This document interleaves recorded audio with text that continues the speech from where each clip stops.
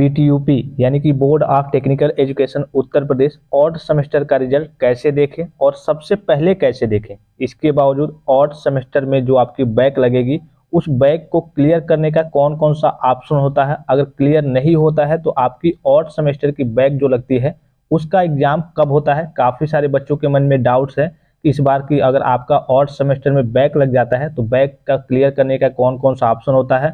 अगर उसके बावजूद भी क्लियर नहीं होता है तो आपका उसके बाद से ऑड सेमेस्टर का बैक पेपर का एग्जाम कब होता है, आने वाले इवेंट सेमेस्टर में होता है या फिर 1 साल बाद आने वाले ऑड सेमेस्टर में होता है। सभी जानकारी आप सभी छात्रों को मिलेगी, तो आप सभी छात्र वीडियो को ध्यान से देखेंगे।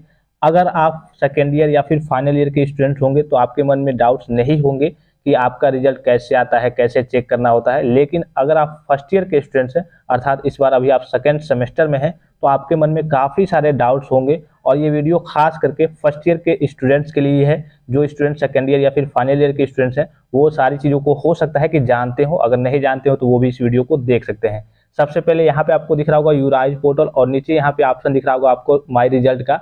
तो आप पहले क्या होता था, पहले जो आपका रिजल्ट है वो आपका यूराइज पोर्टल के थ्रू ही जारी किया जाता था और यूराइज पोर्टल पे लगभग पिछले 2-3 साल की बात करें तो वहाँ पे काम होने बंद हो गए हैं। तो अब आपका जो भी काम हो रहा है वो आपका यूराइज पोर्टल से बंद हो गया है। जैसे पहले की बात करें तो पहले जो आपका एडमिट कार्ड तक जारी होता था वो भी आपका यूराइज पोर्टल से ही जारी होता था। अब लेकिन यूराइज पोर्टल पे सारे काम बंद कर दिए गए हैं। आपने देखा होगा इस बार या फिर इसके पिछली बार की बात करें तो कोई काम यूराइज पोर्टल पे नहीं हो रहा है। तो अब जो आपका रिजल्ट आता है वो आपके BTUP के ऑफिशियल वेबसाइट पे आता है, अर्थात BTUP के ऑफिशियल वेबसाइट पे आप विजिट करेंगे तो वहाँ पे आपको रिजल्ट का जो ऑप्शन है उसका लिंक देखने को मिल जाएगा। जैसे कि यहाँ पे दिख रहा है, इस पे आपको क्लिक करना होता है। उसके बाद से कुछ इस प्रकार का इंटरफेस ओपन होकर आता है।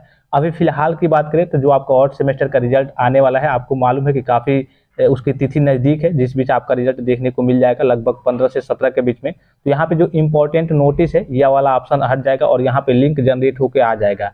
इसके बावजूद सबसे पहले कैसे देखना है, तो इसके लिए आपको हमारे टेलीग्राम चैनल को ज्वाइन करना है। आपको मालूम है, अगर आप फर्स्ट ईयर के स्टूडेंट्स होंगे तो आपको नहीं मालूम होगा, रिजल्ट कुछ मिनटों के लिए ओपन होता है शुरू में, उसके बाद से 15 घंटे, 20 घंटे, 24 घंटे डिले हो जाता है, जिससे छात्र अपना रिजल्ट जल्दी से नहीं देख पाते हैं। हालांकि उत्सुकता मन में बनी रहती है कि सबसे पहले हम देख लेते तो थोड़ा टेंशन फ्री हो जाते, लेकिन बच्चे नहीं देख पाते हैं। तो आप हमारे टेलीग्राम चैनल को ज्वाइन करेंगे तो जो भी साइड लिंक आती है, हालांकि रिडायरेक्ट होकर वो वहीं पर ले जाएंगे, लेकिन जो साइड लिंक रहती है वो कभी कभी वर्क करने लगती है। तो वहां से आप सबसे पहले अपना रिजल्ट देख सकते हैं। और जो आपके रिजल्ट की तिथि है लगभग कह लीजिए कि 16 से लेकर के 17 तारीख को देखने को मिल जाएगी अप्रैल में, यानी कि इसी महीने में।